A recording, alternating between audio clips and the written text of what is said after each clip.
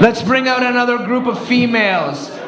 Tonight, guys, there's 8 female athletes, 8 female matches on the card. It shows a huge step for the female jiu-jitsu community. Let's give a round of applause for the jiu-jitsu girls in the audience tonight, and the girls that are putting it on for you guys.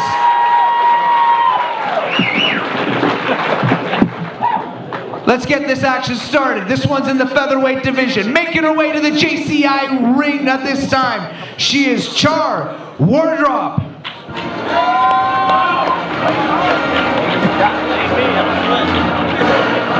We have more ladies taking center stage.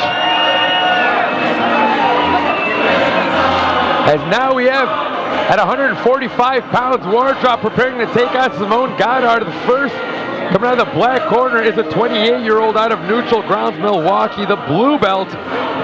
3.5 years of training for Wardrop. Her opponent, making her way to the JCI stage, Simone Goddard.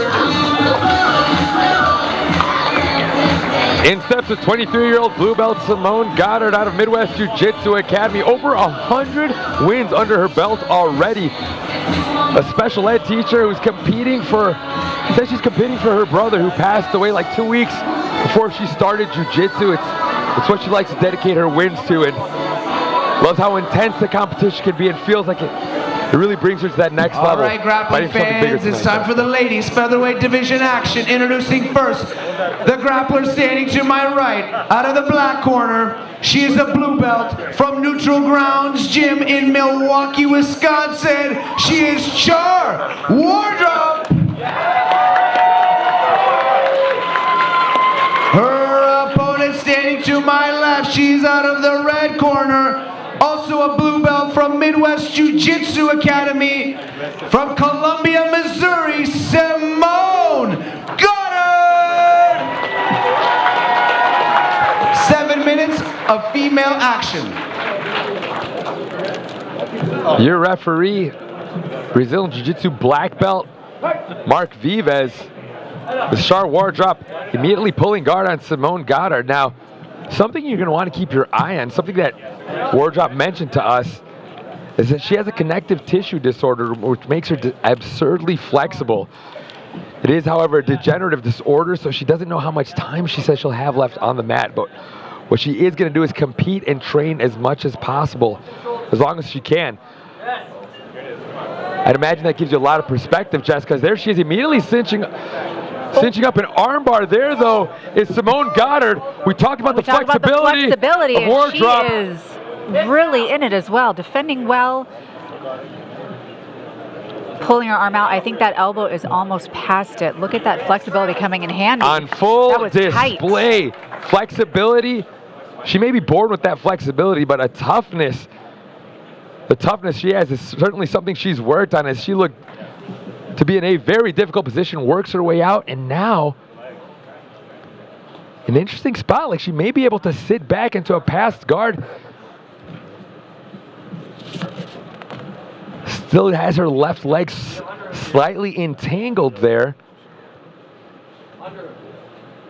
But she has the underhook. She has a hand around the neck of Goddard, so she's looking to advance, but Goddard comes up on top. Still being threatened with that submission, though.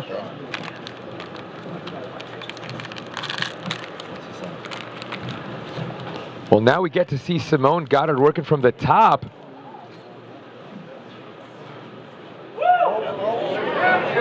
However, from the bottom. And this is something that you mostly see from females, throwing at this kind of inverted triangle from bottom. Well, it does seem as if she has a pretty good bite on this, as we know. As the athletes get sweatier and stuff like that, these sort of submissions can become more and more difficult to cinch up. But these ladies are early on in their match. Plenty of friction still. It'll be interesting to see how this position progresses, Jessica. We don't necessarily have to worry about the sweatiness when you have the leotards. They really do give you a really nice amount of friction and grip and control on those submission attempts. Goddard looking to isolate that near side arm of Wardrop.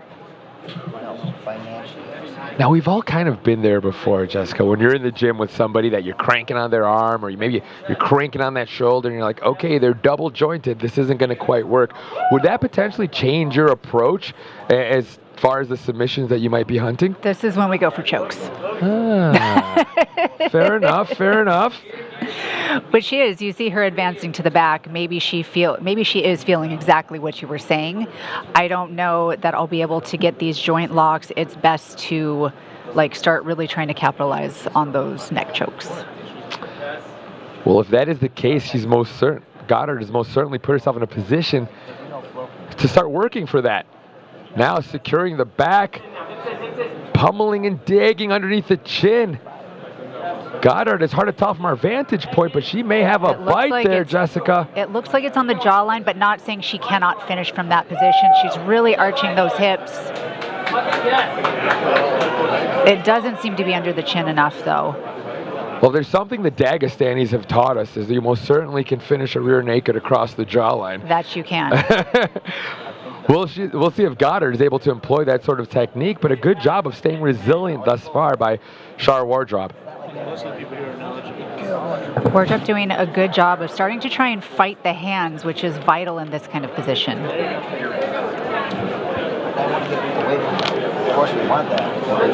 One more time, finding her way across the jawline, though, is Goddard.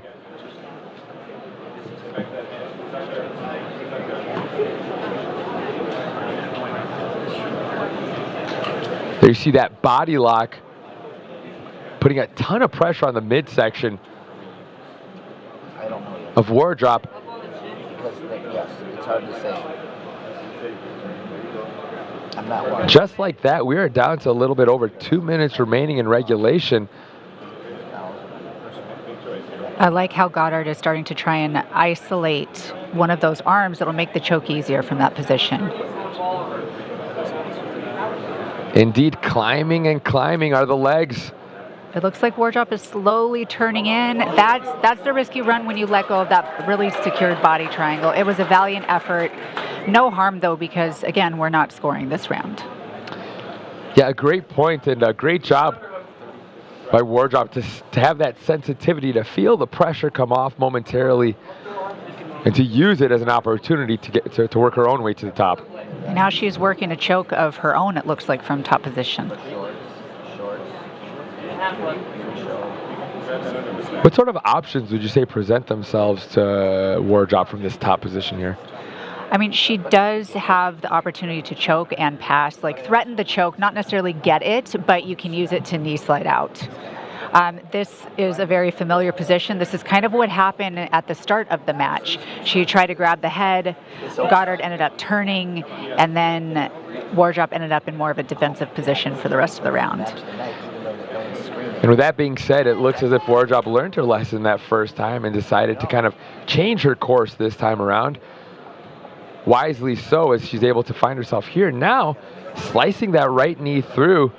I'd like to see her go to maybe even 3/4 mount. Oh, it looks like she's trying to isolate that arm. I like what she's thinking. She's really working, not just trying to stall out the round, she's still trying to finish. I love it.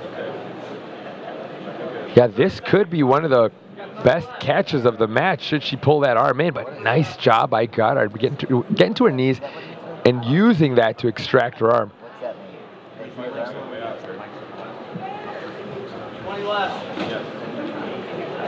That was at 650. Wardrop looking to get a little bit more back exposure here.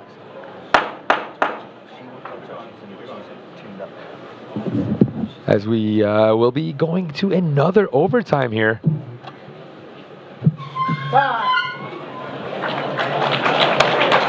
Very closely contested first period there between Wardrop and Goddard.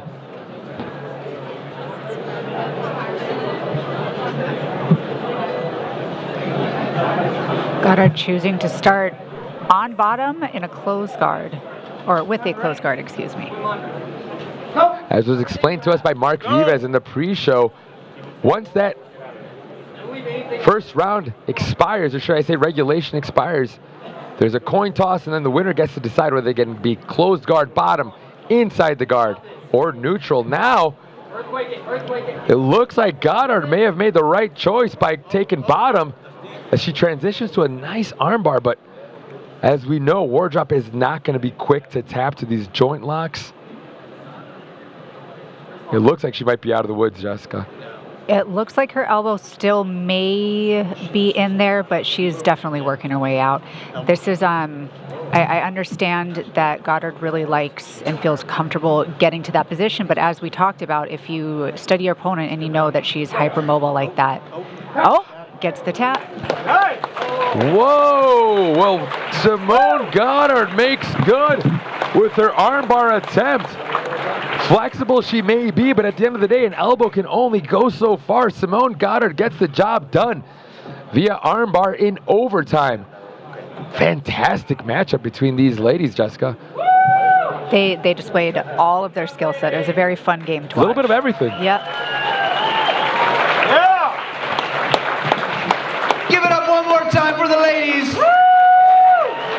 Very competitive matchup. First one going in overtime for the girls. And your winner via armbar, Simone Goddard!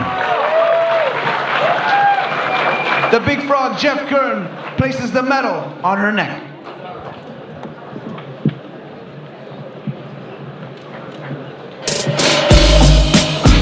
Let's take a look at the unjunked instant replay, Jessica. There you see her tossing up that armbar. Didn't have quite the success she wanted in the regulation period, but she obviously had enough confidence in that position. I'm sure she gets it a lot in tournaments, in training, so she really wanted to go back to the well with that. Nothing wrong with it. very slick, and what a way to make a name for herself on the JCI stage. All right, Grappling.